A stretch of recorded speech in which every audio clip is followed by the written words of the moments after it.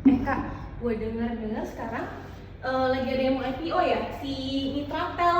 Gue dengar juga katanya book buildingnya masih sampai periode hari ini ya, sampai periode sekarang. Iyalah, gue juga mendengar-dengar tuh beritanya. Terus penawaran saham perdananya tuh mereka di 25 miliar 540 juta lah. Terus harga per lembar sahamnya tuh masih di kisaran Rp775 sampai Rp975 lah. Berarti termasuk IPO yang besar ya, karena kalau misalnya di total bisa mencapai sekitar 24 triliun ya. Cukup besar sih lah. Mitratel ini sewa-sewain tower kan Kak, penyewaan tower gitu kan buat BTS? Ya, kalau dari anggaran dasar sih memang Mitratel itu jalan usahanya tuh bergerak di bidang bisnis menara telekomunikasi ya, plus ekosistemnya juga gitu, termasuk jasa penunjang digital untuk mobile infrastructure. Nah, jadi tuh dia punya beberapa kegiatan utama sama kegiatan penunjang usaha lah. Nah, kegiatan utamanya tuh banyak ya, tapi diantaranya tuh yang paling besar tuh kayak pemasangan instalasi telekomunikasi di bangunan-bangunan gitulah, mungkin di perkantoran atau di hunian gitu. Terus udah gitu dia juga menyelenggarakan kegiatan yang mencakup pembangunan dan perbaikan konstruksi bangunan sentral komunikasi gitulah. Nah, tapi selain kegiatan usahanya itu juga dia punya kegiatan penunjang tuh lah. Kegiatan penunjangnya juga cukup banyak tuh lah kalau kita lihat di prospektus. Cuman yang paling besar itu dia penunjang usahanya tuh ada di perdagangan alat telekomunikasi lah. Gitu. Jadi sebenarnya perdagangan juga ya, maksudnya bukan cuma sewa-sewa doang. Betul. Nah, jadi dia tuh sebenarnya perusahaan menara telekomunikasi terbesar di Indonesia saat ini ya, karena dia punya menara yang paling banyak saat ini. Oh, dibandingin sama company lain di industri sejenisnya ya? Jadi kalau lihat dari bidang usahanya sih Nila, menurut gua dia cukup menarik ya, karena kan saat ini dunia digital dan telekomunikasi tuh lagi merambah ke berbagai banyak. Jadi mungkin ini bisa jadi salah satu alternatif investasi lah. Tapi lo tau gak sih maksudnya dia ini IPO terus penggunaan dananya tuh untuk apa?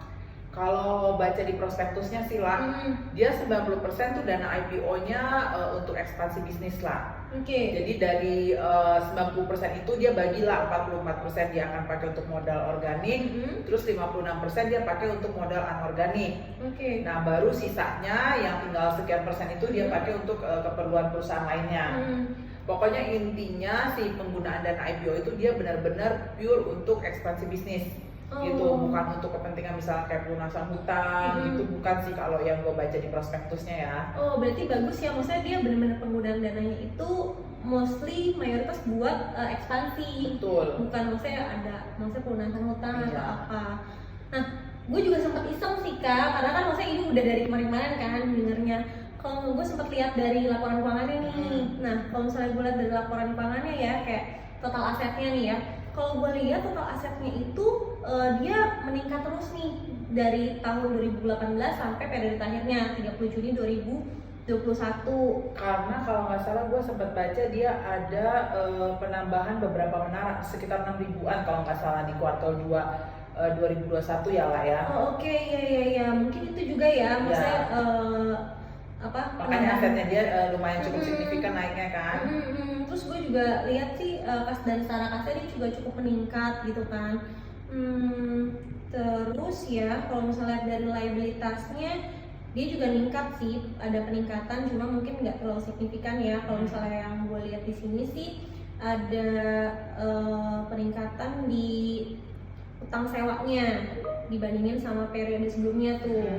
Terus kalau misalnya dari sisi ekuitas ini juga ada peningkatan nih kalau misalnya di-compare dari periode-periode sebelumnya, terutama untuk yang periode terakhirnya dia tuh 30 Juni 2021 itu kalau gue lihat ternyata ada peningkatan modal saham. Kalau yang gue baca juga ya lah, yang gue dapat informasi juga dari beberapa reviewer juga, peningkatan ekuitasnya itu dia kemungkinan besar untuk si penambahan menara tadi lah. Jadi dia tidak melalui hutang penambahan asetnya, tapi melalui penambahan modal. Itu sih dari beberapa referensi yang gua ini ya. Berarti memang benar-benar mereka berfokus buat ekspansi ya. Kayak gitu. Terus gue juga sempat lihat nih kalau misalnya dari yang profit loss-nya sih Kak, bentar ya.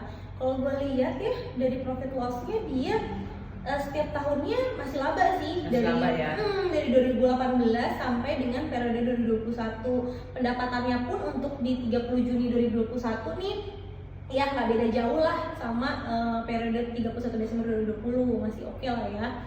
Terus kalau misalnya lihat dari arus kasnya ini in overall, in total dia masih positif. Masih oke lah.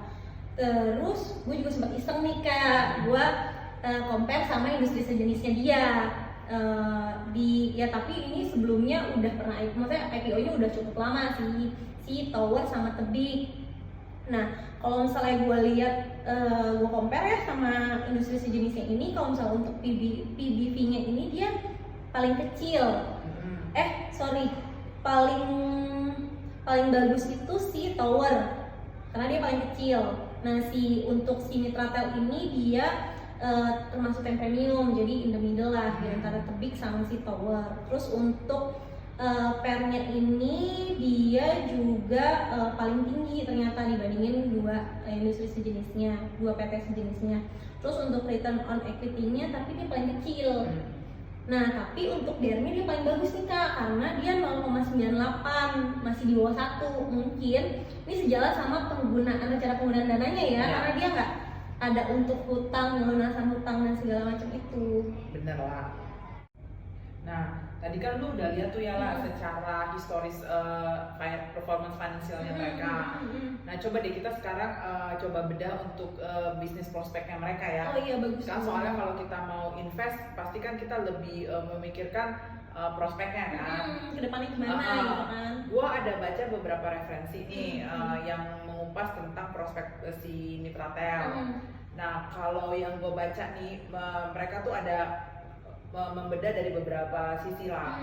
Yang pertama dari sisi industrinya lah.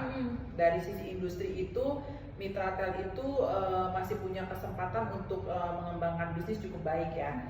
Karena kan di Indonesia sendiri ini kan teknologi seperti tadi yang gue bilang kan sedang berkembang pesat banget. Belum lagi Indonesia mau masuk di area 5G tuh, di era 5G. Terus udah gitu dari data yang ada juga peningkatan penggunaan data di Indonesia itu meningkat sekitar 40-50% lah. Jadi dari sisi industri tuh dia masih cukup punya ruang dan jangka yang panjang nih lah untuk berkembang. Peluangnya masih bagus lah ya. Peluangnya masih bagus. Terus kedua dari sisi strategi bisnisnya lah. Jadi meskipun dia itu mostly dimiliki oleh Telkom ya lah, tapi dari sisi bisnis dia tuh mengembangkan ke grup di luar Telkom juga lah. Jadi dia tidak cuma terpusat di grup Telkom. Nah, yang dari grup-grup luar Telkom itu pun mereka sangat open untuk relokasi di menara-menaranya si Mitratel nih lah. Itu. Terus selain itu kalau lihat dari profil tenannya mereka itu 50% tuh rata-rata merupakan company yang cukup baik ya finansialnya. Jadi bisa disimpulin si Mitratel ini dari sisi collection ataupun juga sustainability-nya tuh cukup baik lah. Iya, karena gitu. maksudnya tenan-tenannya maksudnya cukup gede. Betul. Ya, cukup. Nah, dengan ekspansi bisnis yang mau dijalani nih, kalau dia dapat dana IPO inilah, dia akan besar kemungkinan untuk menggait grup-grup seperti kayak misalnya Indosat, terus kemudian XL, terus kemudian grup-grup besar telekomunikasi lainnya lah di Indonesia gitu. Terus yang terakhir itu kalau lihat dari sisi tata kelola perusahaannya lah. Gimana tuh? Jadi si Mitratel ini sampai dengan saat ini pun ya sebelum IPO dia tuh sudah menjalankan tata kelola perusahaan yang cukup baik lah. Dia udah sangat keterbukaan sekali ya dalam hal untuk masalah penawaran, terus udah gitu untuk masalah harga, terus untuk masalah agreement perjanjian dengan tenan gitu. Nah itu baik ke grup Telkom maupun grup luar Telkom itu mereka sudah menjalankan dengan sangat profesional dan juga terbuka lah gitu. Jadi mereka sudah sangat mengedepankan pengelolaan perusahaan yang sangat baik gitulah. Berarti kalau bisa dibilang si Mitratel ini cukup menarik ya, apalagi kalau misalnya kita ini pengen investasi jangka panjang, karena kan dari sisi industrinya juga dia masih punya peluang yang cukup bagus gitu kan ke depannya gitu. Kalau menurut gua sih ya, tapi walaupun ya lah tadi kan kita udah bedah cukup banyak ya dari sisi company profile-nya, terus udah gitu dari sisi historical financial performance-nya, terus juga lu tadi sempat juga bikin komparasi dengan industri sejenis, terus udah gitu kita juga udah lihat dari sisi prospek bisnisnya. Bentar, kita ada yang belum nih. Oh iya. Dari pengurusnya gimana? Oh iya benar-benar top manajemen juga penting benar lah. nih ya, kalau misalnya gue lihat nih Kak, top manajemennya ini terutama untuk yang direktur utamanya ya, sama sih mungkin komisarisnya. Nah kalau misalnya gue lihat dari yang direktur utamanya ini orang yang cukup berpengalaman nih di bidang telekomunikasi. Nah terus yang komisaris utamanya juga dia berpengalaman juga di bidang telekomunikasi. Jadi harusnya mereka udah bisa mengarahkan bisnisnya lebih baik lagi ke depannya. Betul. Nah, tapi lah jangan lupa lah kalau lu benar-benar mau coba invest di Mitratel nih lah, sebisa mungkin cari lagi referensi sama informasi sebanyak mungkin lah. Iya. Yang kayak bisa lagi ya, masih ada waktu nih kayaknya. Jadi lu bisa dapet gambaran full nih, sehingga ketika lu memutuskan mau investasi pun lu tahu nih gambarannya, lu bisa dapet maksimal return dari investasi lu lah. Oke, jadi gimana nih, beli nggak?